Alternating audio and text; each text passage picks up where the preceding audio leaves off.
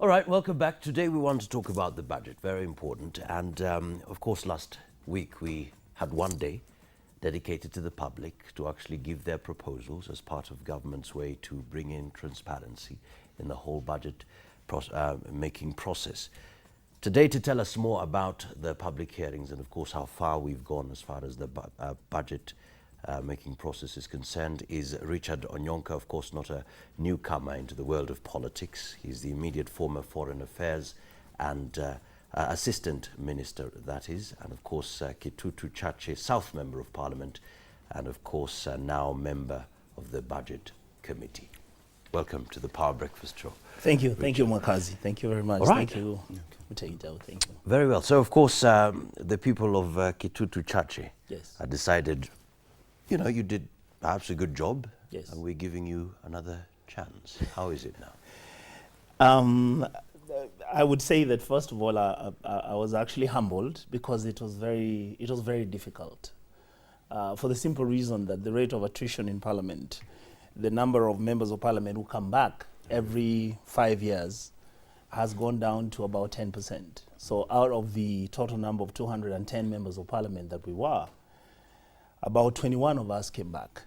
Out of that, you now have about 10 who went to the Senate and 10 are in Parliament. So we are the old members of Parliament, we are only 10 of us. So you feel privileged and you feel that it's a responsibility to make sure whatever that I was doing better, make sure that I continue to serve the public, my constituents much more better. And if there are any mistakes made, then you correct them in a way to move forward. Mm-hmm. So I'm very humbled and very, very privileged to have been returned back. Absolutely. Yeah. Yes. Well, of course, we know you. In fact, a couple of times you've come here on the Power Breakfast Show just talking about foreign affairs issues. Yes. But right now you're also a member of the Budget Committee. Yes. That transition.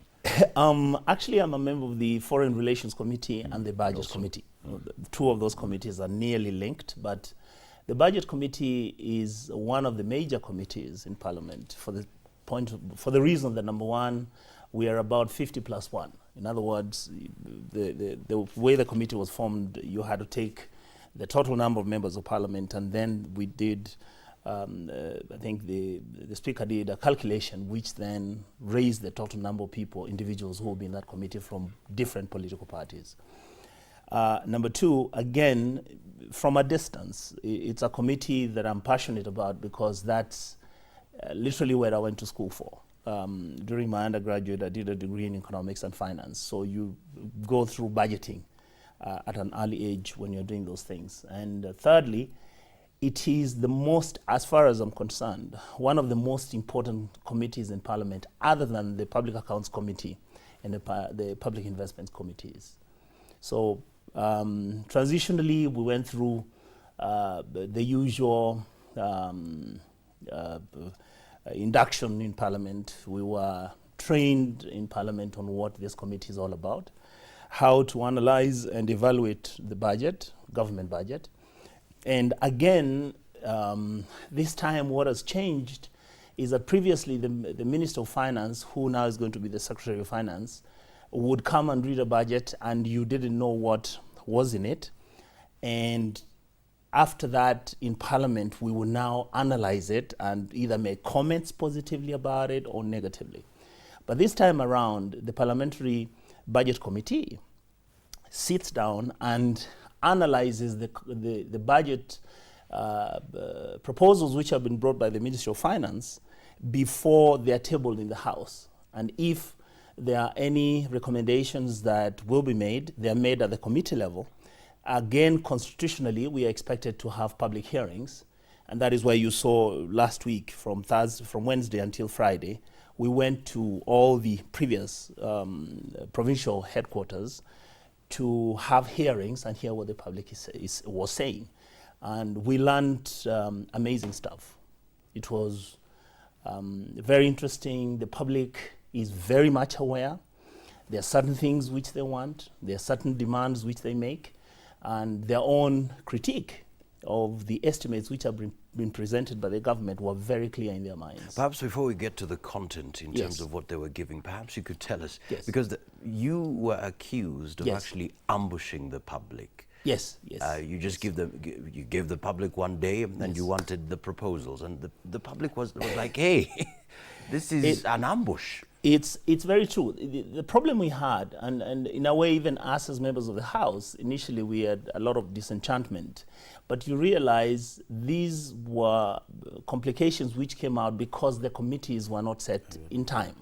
The political parties were fighting over who should be handling which committee. Therefore, we squeezed the timelines which we had by having the public not given enough information. Like I was in the committee that went to Kisumu, and indeed the public was very upset. The people were telling us, are you bringing this to rubber stamp it the Kenyan way?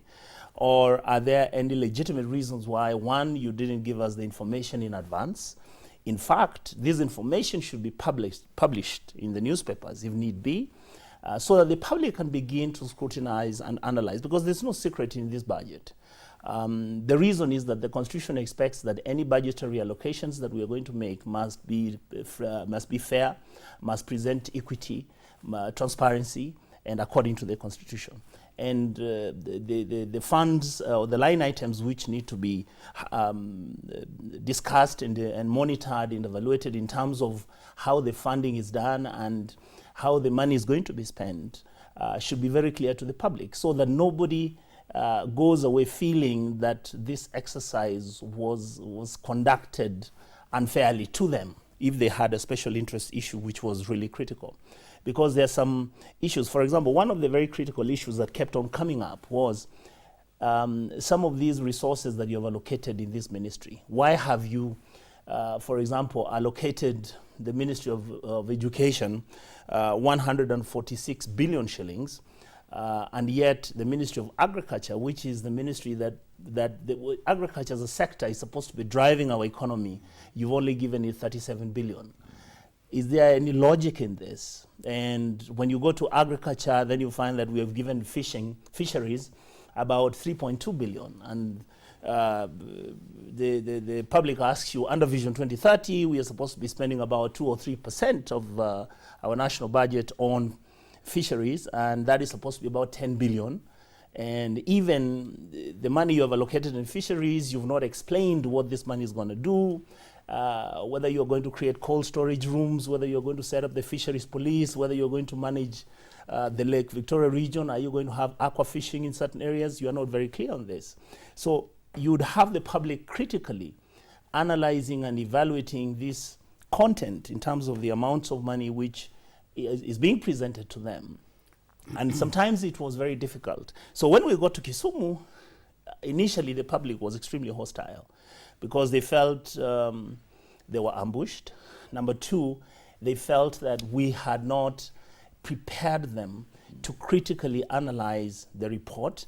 And number three, of course, many of them were very upset in terms of they felt, for example, that members of parliament salaries were increased in the budget, and they felt that we have not, for example, come out with an amount which we are going to pay teachers, because the teachers expect their money to be given. So when they raised these issues, and we told them that the input which the public gives is actually, because every time we go out and we're making these public hearings, it's on Hansard. So if you wanted a report on what was discussed in Kisumu, it's available now. So we're going to take what's in the Hansard and bring it into the committee level between yesterday and today. That's what we've been doing, so that we can then bring in what had been left out. And to a large extent, by the time we finished the hearings, after about 10 hours, the public was more like, okay, we understand, but we don't trust you. We hope next year when you come, you will have something different, and you will convince us that what you budgeted last year, you actually did even 10% of what you said you would do. Obviously, that glitch of time will not be there next time, because the committees will be next financial year. Yes, next financial year. Actually, the committees will not be established. That is right. What the chairman, Reverend Mutava Musimi, has said, and this is with consultation with the committee members, we have agreed now that next year we will actually have the hearings in all the 47 counties. Because this time around we used the framework of the old provinces, which were 8, Kisumu, Nakuru, Eldoret, Mombasa. So in essence, because we will have enough time next year, we intend to actually go to all the counties and make sure that all the stakeholders are involved. For example, in some of the areas where our committee members went, the governors were not even there. County reps were not even there. You didn't have even any of the senators being in those areas. And yet, really, to me, if you're having budgetary allocations, especially on the devolved government, and you're making this presentation, even though we will not discuss the funding itself in terms, because it's already been factored in as a percentage, it is important that even from the governor's side, for the public to know, if you've given a governor 7.2 billion shillings, it would make sense for the governor to then also explain to the public at those hearings what that money is going to do, so that the public is able to be very clear, even though they gave their budgets about 2 months ago. I think it's important that we can line both the national budget and the county government budget and explanations made to the public, so that the public is able to understand what this is all about. How do you synthesize public presentations Yes. and make them cogent, so that you factor it? Because people will come and speak. Yes. Some, of course, will talk nonsense. Yes. Some will talk sense. Yes. But how do you get that to the final report? You say there is answered. Yes. How do you shift the sense from the nonsense?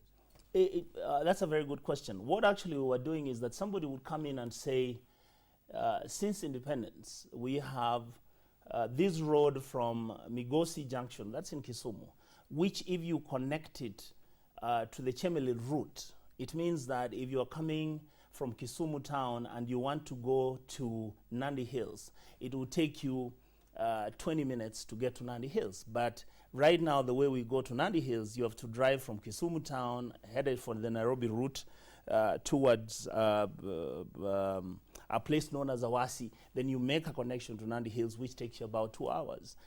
When somebody makes that recommendation, we pick it as a unique item which has been raised of critical value with the intent of value addition. Yeah. So the purpose of the committee is to synchronize what the public, a member of the public has said, and then put it in as part of the money that is, as part of the projects which has been raised in form of infrastructural development, especially for roads. The ones we know, we have to know whether which road is listed, which is supposed to be done by the county government, and which is going to be done by the national government. If the road falls under the national government scenario, then you place it there with an asterisk saying this matter was raised from Kisumu and it's important, and you have to look at what the costing would be. And before we do that conclusively, you bring the minister, the secretary to the cabinet on issues of road construction or public works, whatever the ministry will be called, who will then tell us whether it's feasible or not. If you don't include it, there must be very good reason why you can't include it. But the truth is, you have to prioritize. You can't come out and put everything, because some of the issues are really relevant. Others are extremely critical. Like somebody raised an issue and said, you've given the Ministry of Sports 1.4 billion shillings. Why are you not putting specific amounts of money to do national stadiums? Because this is a promise that has been given for the last 10 years and nothing has been done. So that is something we were looking at, but we know that to do a single stadium professionally and make sure that it accomplishes the international standards and it's accepted as a serious outfit, a good stadium costs about 1.2 billion. That is the full budget for the whole ministry. So the question is, can you add the ministry more money from somewhere else and then discuss these amongst ourselves and prioritize? Is it possible if we, for example, we could raise the Ministry of Sports 4 more billion from somewhere, all right, and then allocate this money to maybe a stadia in Central Province, another stadia in Western, one in Nyanza and one in Nairobi area or Mombasa, so that you can then be able to give the public what they expect, because many people feel that sports will be very useful in making sure that we accommodate the youth and make sure that the youth have got an outlet out from their frustrations and their lack of employment. Sports might most probably end up being an income generator for many of the youth in the country. So then that is something we look at in terms of value addition. Speaking during the launch of the National Hearing Public Budget Forum Yes. in Nairobi, Yes. the chairman, Honorable Mutava Musyimi, Yes. said public involvement in budget proposals previously helped the government to limit resource wastage. Yes. So far, just listening to all the hearings, would you say that you considered that actually there was an amount of money Yes. that was actually going to waste?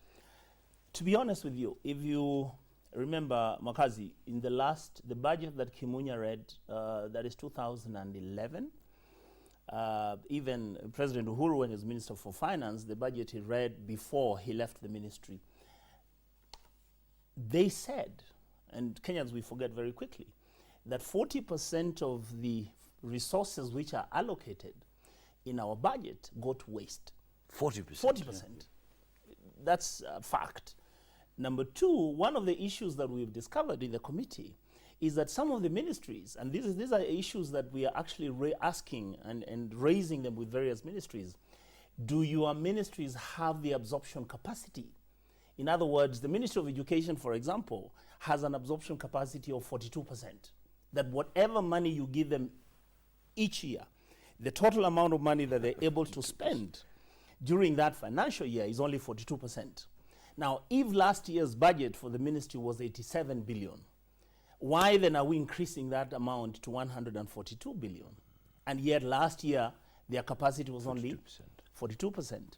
But when you raise that issue, then you have another question coming to you.